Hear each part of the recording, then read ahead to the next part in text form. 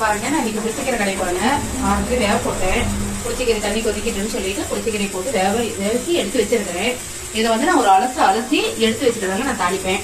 நான் அலசி எடுத்து வச்சுட்டு அந்த வேவிச்சு தண்ணியிலே புளிஞ்சு எடுத்து வச்சுக்கிட்டேன். மறுபடியும் பச்சை தண்ணி ஊற்றி ஒரு அலசிதாங்க நான் எடுத்து வச்சு கடைவேன். பச்சை தண்ணியில் அலசிட்டீங்கன்னா அந்த புளிப்பு தம்மை கம்மியா இருக்கும். அதனாலதான் நான் பச்சை தண்ணியில் அலசுறது. நல்லா டேஸ்டா இருக்குங்க. நீங்க அது மாதிரி அலசிக்கீங்க. பாருங்க, புளிச்சக்கீரைக்கு தேவையான தாளிக்கிறதுக்கு தேவையான பொருட்கள் பாருங்க. ஃபர்ஸ்ட் எண்ணெய் ஊற்றி கடுகு, வெந்தயமே எண்ணெயிலே போட்டுக்கலாம். இல்லை வறுத்து பொடி பண்ணியும் போடலாங்க. நான் எண்ணெயிலே போட்டுக்குவேன். பெருங்காயம், புளிச்சக்கீரைக்கு நான் தாளிக்கிறேங்க. எல்லாம் ரெடி பண்ணி வச்சுட்டேன். புளிச்சக்கீரை எல்லாம் அலசி ரெடியா இருக்கு.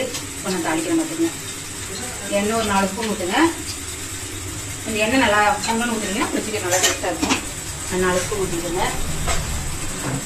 எண்ணெய் காஞ்சதையும் கடுகு போட்டுக்கலாங்க.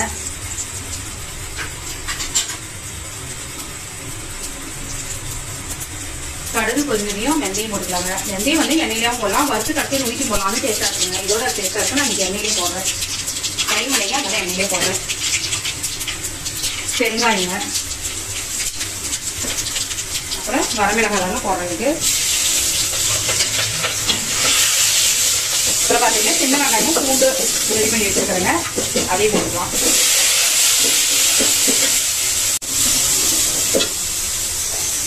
கொஞ்சம் கல்லுப்பு போட்டுக்கலாங்க. வெங்காயம் வணங்குறீங்க. அது கூட கொஞ்சம் தக்காளி அரிசி வச்சுட்டு போட்டுக்கலாம். பச்சை வசப்பாத்தையும் வணக்குங்க. தக்காளி வணங்கிடுச்சுங்க. அதுக்கு மேலே அரைச்சி வச்சிருக்கிற புளிச்சக்கீரை போட்டுக்கலாம்.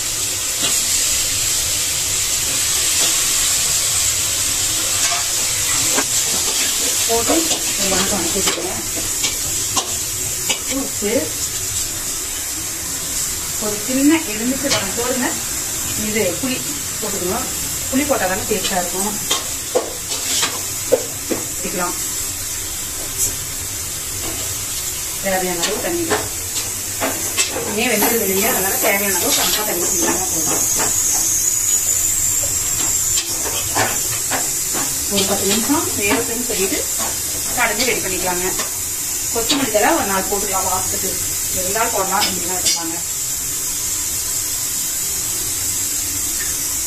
இவ்வளோதான் போடுறேன். கொஞ்சம் வாசனையா இருக்கும். நல்லா இருக்கும். நீங்களும் போட்டுக்கலாம். அவ்வளோதாங்க. வேகட்டுன்னு சொல்லி எல்லாம் கூட 10 நிமிஷம் வேகட்டுங்க. புளிச்சக்கீரை வந்துருச்சுங்க. நான் சட்டியில எடுத்து ஊற்றி கடையிறேன். சட்டியில ஊற்றி கடைஞ்சிங்கன்னா நைஸ் ஆகும். அதனால நான் சட்டியில கடையிறேங்க. கடைஞ்சிட்டேன், ரெடி ஆயிடுச்சு. நீங்களே இது மாதிரி ஃபாலோ பண்ணுங்க. எங்க சேனல்ல ஃபாலோ பண்ணுங்க. புளிச்சக்கீரை ரெடி ஆயிடுச்சுங்க. கடையிறேன். மண் சட்டியில ஊற்றி கடையிறேங்க. நீங்களும் அதே மாதிரியே கடைங்க. மண் சட்டியில ஊற்றி கடைஞ்சிங்கன்னா நைஸ் ஆகும். நல்லா இருக்கும், டேஸ்டும். அது மாதிரி கடைஞ்சிட்டு எங்க சேனல்ல ஃபாலோ பண்ணுங்க.